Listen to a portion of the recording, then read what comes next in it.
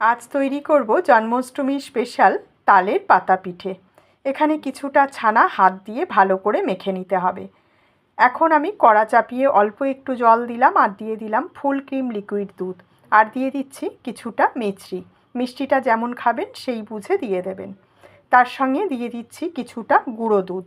গুঁড়ো দুধটাকে দিয়ে খুব ভালো করে মিশিয়ে নিতে হবে। আর এই সময় মিছরিটাও আমাদের পুরোপুরি গলে গেছে। এখন দিয়ে দিলাম সেই মেখে রাখা ছানাটা দিয়ে অনবরত নাড়াচাড়া করে পুর তৈরি করব। কয়েকটা কিশমিশ দিয়ে দিলাম। নেড়ে চেড়ে এইভাবে পুরটা তৈরি করে নিতে হবে। এর থেকে বেশি শুকনো আর করব না, এই পুরটা ঠান্ডা হয়ে গেলে আরও শুকনো শুকনো হয়ে যাবে। একই কড়ার মধ্যে দিয়ে দিলাম 1 বাটি তালের পাল্প। তার সঙ্গে দিয়ে দিলাম 2 চামচ মিছরি গুঁড়ো।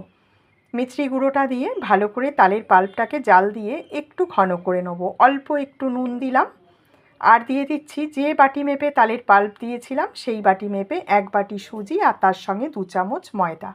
এতে কি হবে, এই ডোটা খুব ভালো বাইন্ডিং হবে। এখন আমাদের ডোটা তৈরি হয়ে গেছে। একটা থালায় তুলে ডোটাকে একটু ঠান্ডা করে নিয়েছি। হালকা হালকা গরম থাকা অবস্থাতে খুব ভালো করে মেখে নিতে হবে। এখন আমি মসৃণ করে মেখে নিয়েছি। এর থেকে দুটো ভাগ করে নেব। দুটো ভাগ করে নেওয়ার পর রুটির মতন করে বেলে নিতে হবে। তবে একটু মোটা করে বেলতে হবে, খুব বেশি পাতলা না।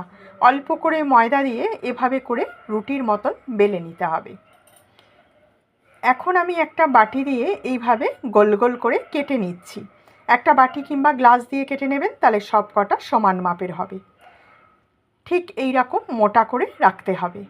এখন একটা নিয়ে তাতে একটা সাইডে বাটি বসিয়ে কেটে নিলাম। অপর পিঠটা থেকেও বাটিটা ঠিক সমানভাবে বসিয়ে কেটে নিতে হবে। দেখুন দুটো পাতার মতন তৈরি হয়ে গেল।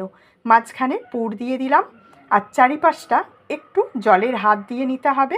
তাহলে কি হবে, খুব ভালোভাবে মোড়া যাবে।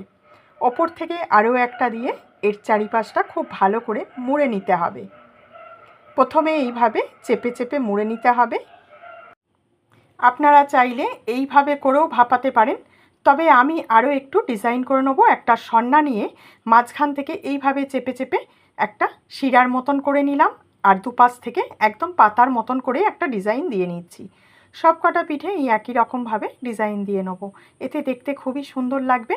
দেখুন একটা সাইড আমি একটু পাতার মতন চেপে নিলাম। সব কটা একই রকমভাবে তৈরি করে নিয়েছি। আর জল গরম করে জালি থালার মধ্যে একটু ঘি লাগিয়ে পিঠেগুলো দিয়ে 7 থেকে 8 মিনিট ভাপালেই তৈরি হয়ে যাবে। এই পিঠেগুলো ভাপাতে কিন্তু একদমই সময় লাগে না। এই রেসিপির পুরো ডিটেলস আমার বড় ভিডিওতে দেওয়া আছে, চাইলে আপনারা দেখে নিতে পারেন। আর রেসিপি ভালো লাগলে প্লিজ একটা লাইক করে দেবেন।